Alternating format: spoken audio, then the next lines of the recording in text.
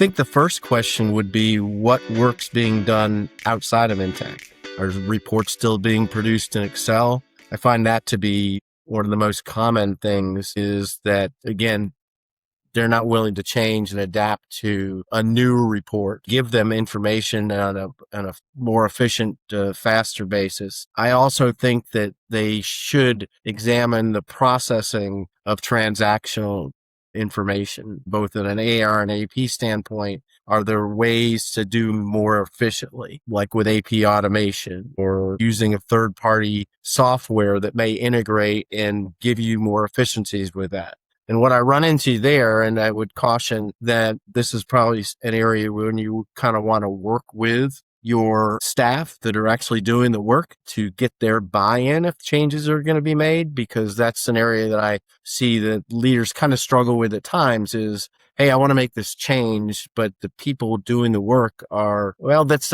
is how they've always done it. And this is the way they like to do it. And this is what they feel comfortable with doing it. And so while a new way may be more efficient and may make their job easier, there's still a buy-in and a time period where you've got to make that transition in order to make it really work.